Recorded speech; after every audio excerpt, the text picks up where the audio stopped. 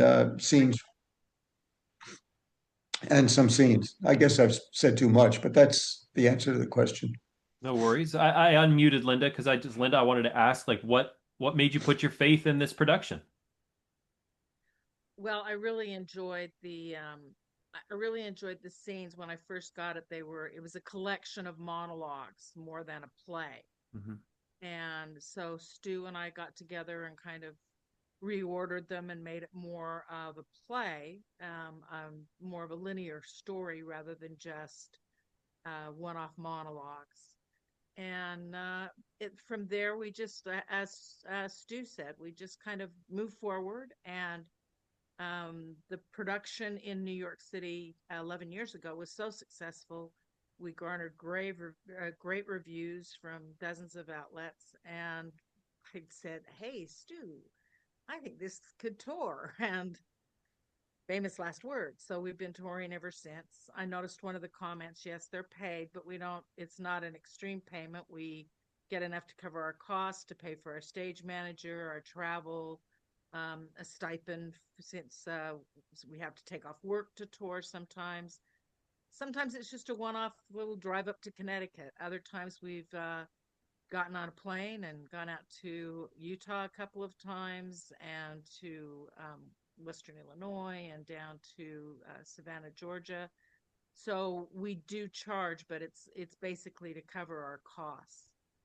Um, but it's been really a great experience for me. And Stu is so lovely to work with. He's so um, giving and such a great collaborator. And when the opportunity came up during COVID to put it on film, I was very fortunate that they included me in on that. There have been some changes, not with the script itself.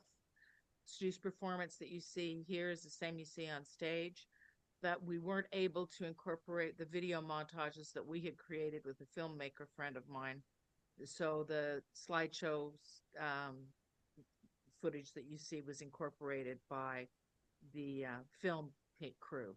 And I worked on that as the AD and helped to coordinate the event. But it's been a great experience. I would work with Stu on anything.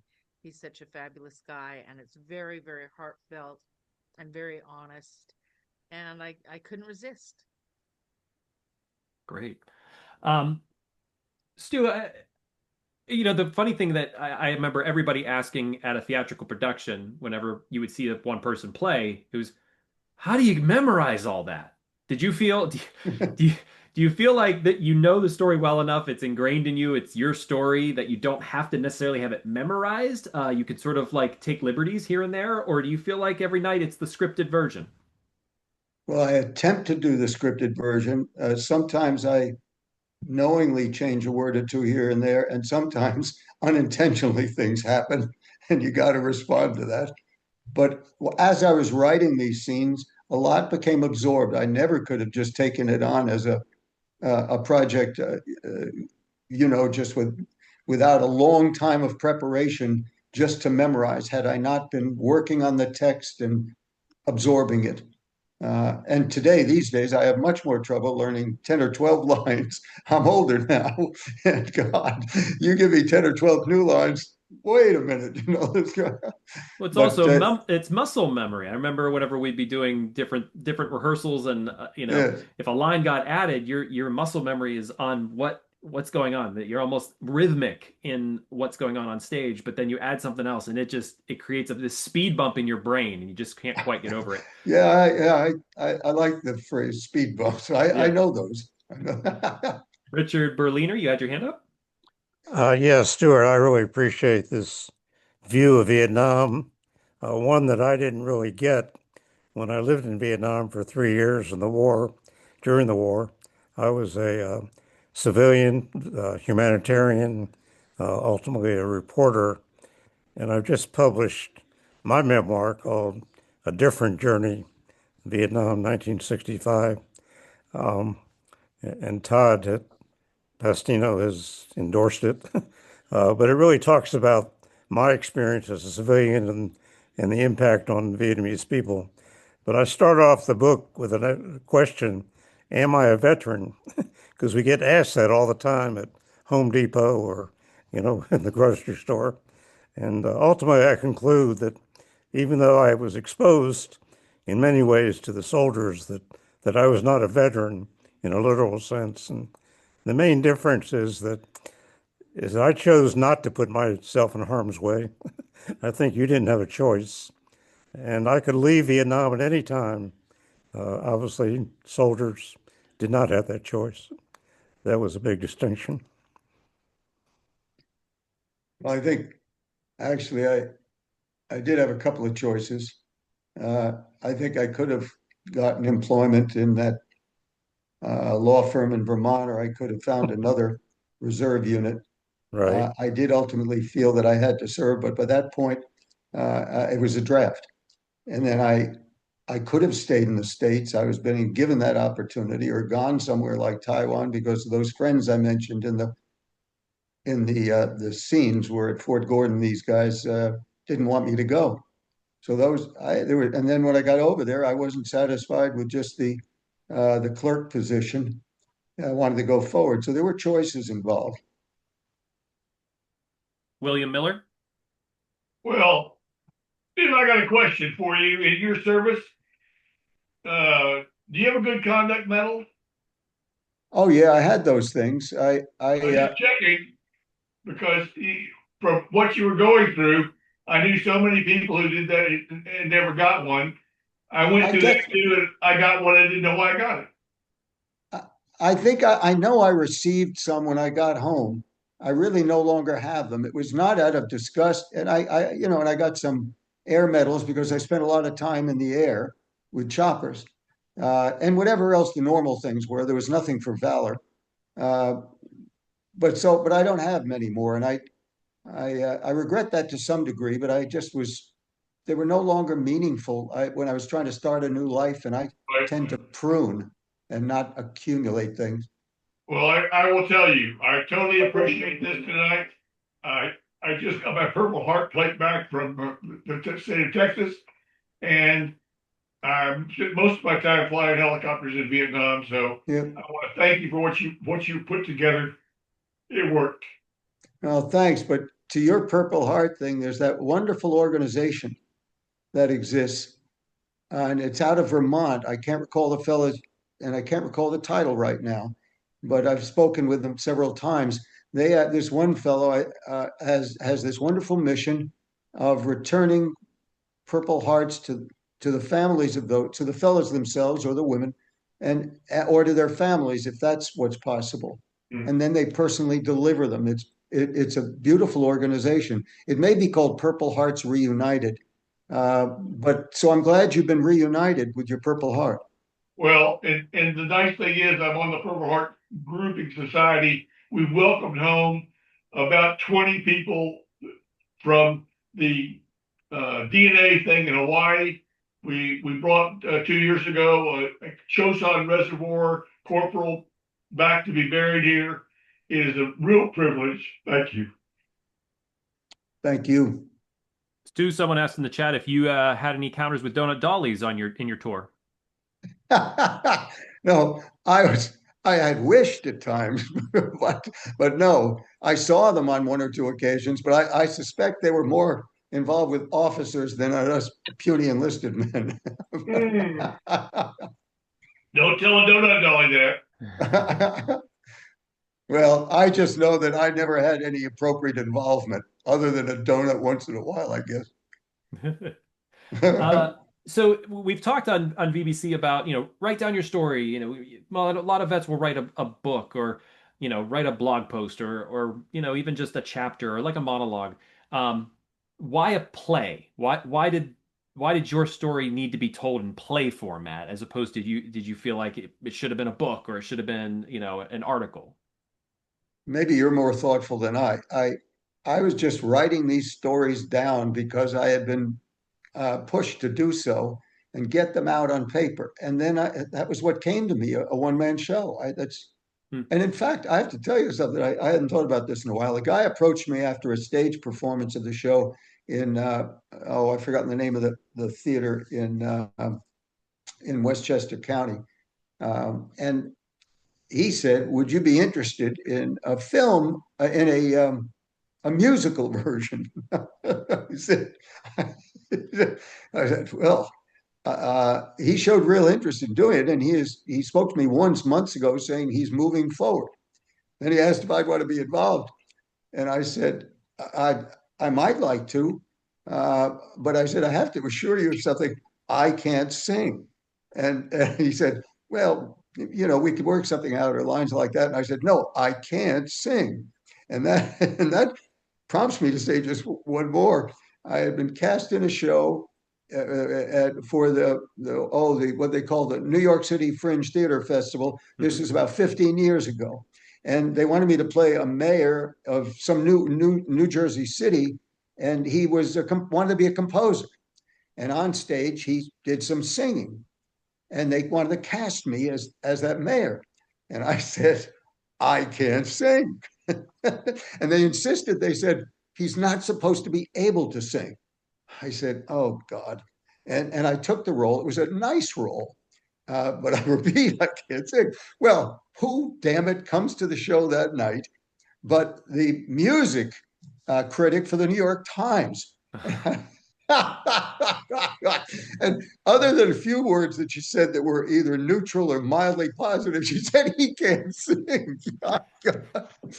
Oh, you make mistakes all the time. Including, don't tell me when a critic is in the audience. I don't want to know. Donut Dolly Renee Johnson. Renee? Oh, wow. Yeah, there are two of us here, and both Wonderful. of us noticed that you jumped on one of the stereotypes about us. We were not there for the officers, we were there for the men. And in fact, at Chi, two of us had become very close friends with one of the PIO photographers slash reporters. Maybe some of us did date officers. I know some married them, some married enlisted men. But, just 50 some years later, take that one aside. We're setting the record straight, right, Renee? Yes, set the record straight. We were there for the men, and that was our main goal, to give them a touch of home. Good going. Lawrence, you had your hand up, or you had a question? Yes, I have a question. It's a little bit about my story, that relates to his story.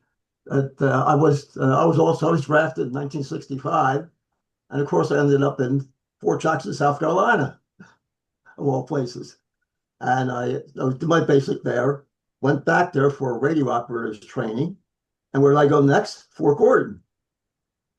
Now, when I did radio teletype, but fortunate for me, I ended up in Europe for 18 months in Unicol Com Z. And friends of mine, they were taking guys from Europe and sending them to Nam and what have you. But I spent most of my time there, and I was there during Operation Freelock when de Gaulle kicked us out of France, where I was, and sent me to England for the rest of my tour there. So I was very fortunate. And I'd just like to say it was a wonderful story. I had friends in Vietnam. A friend was in Bien Hoa, like you said, the big air base there, and another one, another air base. My cousin was at a special forces, some base in the middle of the jungle, and so forth. Now, again, but God was fortunate me, and I spent a stint in Europe. And I just like to say, as a former Hebrew, just salute you and just say, Shalom Aleichem. Thank you. So, Stu, who was this play written for? Non-veterans, veterans? I noticed that were some points where you were able to sort of define for non-veterans like what you were dealing with. Do you feel like you geared it towards any particular group of people? I certainly didn't aim for veterans alone. And in fact, I've found that the general population does enjoy it as much, or perhaps even more. And yeah, so it's worked out in an interesting way. And I find I believe women enjoy the show more than men. And age doesn't seem to be relevant, other than wouldn't want to do this with some of the scenes in a very young context, but young people have enjoyed it. I remember we did a show at a campus at Penn State University out in the western part of the state, and a small campus, and a high school audience came and had pretty much a performance for them. and they applauded at times. I don't think they were under instruction to do so. I think they were the reading of the essay about the infantryman caught them, and they were very moved, and they wanted to talk about it afterward. And I've seen that from other young people too. Some I recall in Utah when we performed out there. So I don't think it's age specific at all. I don't think it's military oriented alone. I think the civilian population has shown me that they like it as much or more. And I wasn't aiming at the military, although I'm honored to have served, and I wouldn't trade anything for that experience. Um, so it just you're thinking more deeply than I was. I'm just trying to write a play, and you have all these good, smart ideas. I'm just trying to get it out there, and then we learn as it goes that hey, people enjoy this. Well, I only have a couple more questions, and maybe they can be combined into one here. What do you feel is probably the most important story through the play? And do you feel that the play as a whole or those particular stories were therapeutic for you? I don't know if it was. I would at first I wouldn't have said it was therapeutic, although I there are times during the show when it certainly is. It happens every show in two or three or four spots. Sometimes they vary, but I'm always close to tears in some of them, and I my words tremble a little sometimes. I don't do any fooling around with that. That's just the real me that comes out on stage or in the film. Even more so on stage because there's a little more pause for movement on stage, and things gather, and people can absorb things when there's a little pause between scenes. So I'd say it has turned out to be therapeutic for me on stage, I suppose. And I felt that the other day. I'll tell you, I performed, as I say, at a veterans facility or residential facility. Was that on camera that I said that or before? Mhm. But when I performed at a residential facility in Manhattan a few weeks ago, they saw the film and I did one or two live scenes, and including the reading the essay. And I have never felt more, and there were only about, say, 12, 15 guys in the room. I never felt more emotional than I did the other day in front of these 12 guys. And I could barely get through it, the reading of the essay. So it's therapeutic, but I wasn't aiming it to be so. Certainly And that I reading don't of focus upon, and just to the scene, is one scene more important? I've never thought of it that way, but I do have scenes that are more compelling to me, and more emotional. I guess I tend to those. The scene about the loan, the opening scene, that I thought was interesting, and how it just shows about camaraderie. That's what I think, and what the military experience means to those who have had it, and how there's a certain intensity of friendship that comes out of that. Even though I was certainly not in danger 24/7 like so many other guys, and I make that clear during the show. But that scene, the coming home scene, the last scene, the reading of the essay gets me. And there are others that I find fun and intellectually stimulating. But I think, and I guess the one at Florio's, the restaurant, that ends with a guy who I go out and get the little plaque, and that's wrenching for me. Mhm. So, and then the one in church, there's another one that gets me, the Catholic Church. So here I'm saying not one, but I tend to the emotional ones, I think, that are the most important to me, I suppose. that speaks volumes. And certainly that's a really powerful moment reading the essay and in the entire production. Bob Flage, you're going to bring us home. Yes, sir. Thank you for letting me enter here.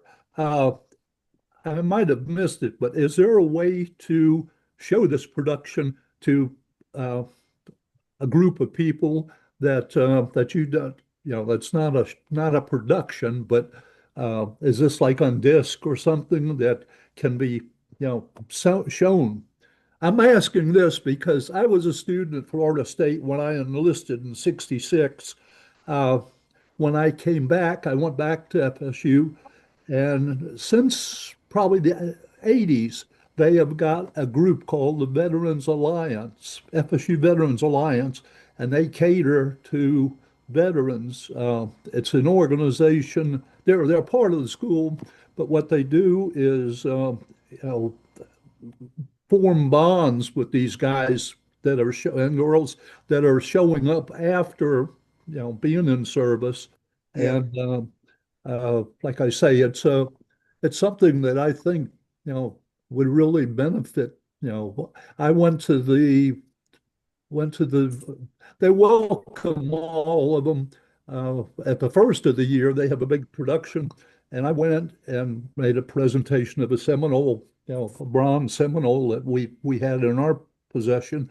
But there were like 200 veterans there, and some that were just coming back to school and brand new ones. And I'm thinking something like that would really be a good production for these guys to see. Well, there are a couple of discs we have. The people who produced the show largely would probably ask for some compensation if we sent that. There is also YouTube, which you just saw. Folks could do it right on their own YouTube. There are plenty of channels with YouTube, and that involves no cost, as it is tonight, no cost. If they wanted a performance, then there would be other costs involved for my director, producer, and I, and a technical person to go down there. That involves lodging. Often for military groups, I don't ask for anything for myself other Now, than all I'm recover. thinking is if there was like a disc that would be they would show at every inaugural meeting with new vets I hear you. here. So I'm That not would be a talking little about more difficult because we only have a couple of discs, and they would cost us another 300 or 400 to produce more discs, right. each disc. So I would say that the best way for you in that sense is to go with the YouTube. Just have one guy nearby flicking it off. It doesn't have it loses a little momentum perhaps, but if someone's ready to do it right, he just flicks it off. Just says, stop, pause, or get rid of it, or whatever you say. Gotcha. One thing that you reminded me of was my youngest uncle. He was a paratrooper with Patton and Bastion and whatever.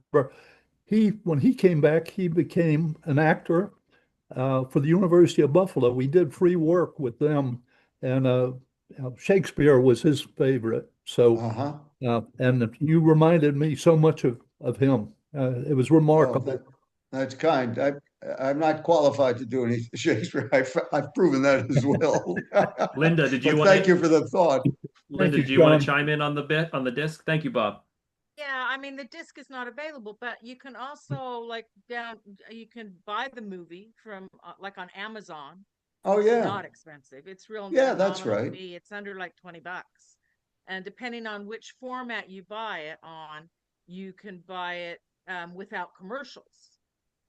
If you're going to do it on YouTube or something else, you're probably going to get commercials if you go with one of the free routes, but you can pick it up on um, just, Google the Vietnam through my lens. You could Google Vietnam through my lens and see our website for the stage play, but also you can do it for the film. And Yeah. from there, you can get a link so you can purchase it on Amazon for yourself. Yes, that's good. Thanks for reminding me or remembering. I had already No lost it. problem. I have my own copy that I've purchased. That's a perfect answer for you, Bob. Yeah. Well, thank you so much, Stu, and thank you all for our audience for being here and being a part of this streaming performance. Stu, it was wonderful, really wonderful evening. We will see everyone this coming Thursday night for Greatest Generation Live. And so hope to see you here back on our regular Zoom channel Thursday night. Stu, Linda, for everyone who joined us or may be new to us, please join us again. It's always free here in the Zoom room, Mondays and Thursday nights, 7 p.m. Eastern Time. Stu, thank you so much again. Thank you all. Sean. Thank Thank Bye you now. for again. inviting us. What do I do?